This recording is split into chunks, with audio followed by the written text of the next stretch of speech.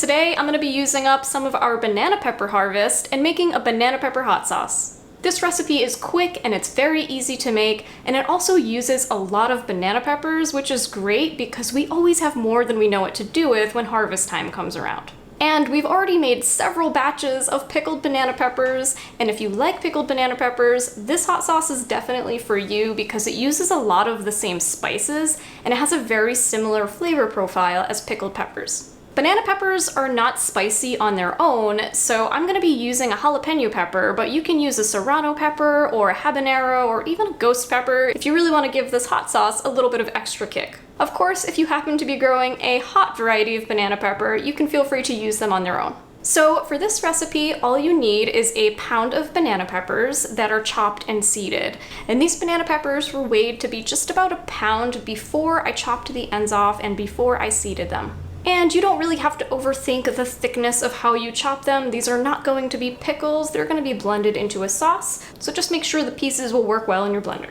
And then I'm adding 1 jalapeno pepper, but again, feel free to use a serrano pepper or a habanero pepper for a little bit of extra heat. You'll also need 3 cloves of chopped garlic, 1 cup of white vinegar, and we do prefer to use white vinegar in our recipes. You'll also need half a cup of filtered water, 1 teaspoon of salt, 1 teaspoon of ground yellow mustard, 1 teaspoon of celery seed, a few cracks of black pepper, so about a 1/4 teaspoon, and 2 teaspoons of sugar. People are pretty quick to comment about sugar in our recipes, and you can feel free to leave the sugar out, though we do like adding just a little bit to some of our hot sauce recipes because we find that it helps balance out the flavor. You can also use a sugar substitute if you have problems with sugar, or maple syrup or honey, and if you try that, be sure to let us know how it tastes. So with that, let's get started making the sauce. The first thing you're gonna do is take all of your chopped peppers and throw them into a saucepan with the water. Then you're gonna simmer the peppers for about 5 minutes until they start to soften up. The goal here is just to soften them up a little bit so that they blend really well, but you don't want them getting too mushy. After the peppers have softened up a bit, you can add the spices and the garlic and simmer for an additional 2 minutes.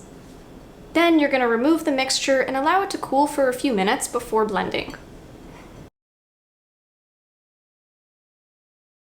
Now that the pepper mixture has been cooling on the stove for a few minutes, we're ready to blend it with the vinegar. I also want to add that this recipe is on our website, though it is prepared a little bit differently, though the ingredients are the same, so if you want to check that out, I'll leave a link to it below.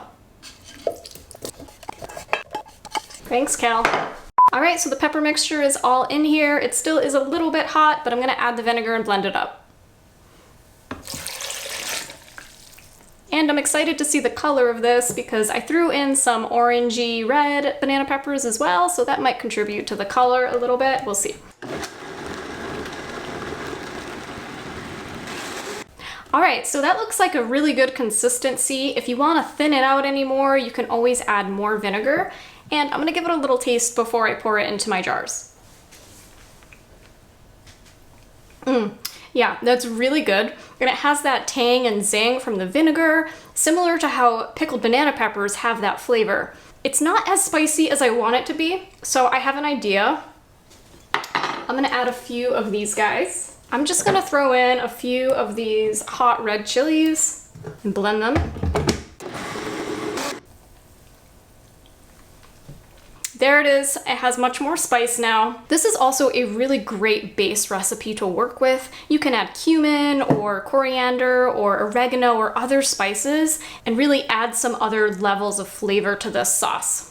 It's also worth noting that this recipe definitely changes as it sits in the fridge for a few days. The recipe that we have on our website, you're actually making the pickled banana peppers and then letting them sit in the fridge for a few days before blending.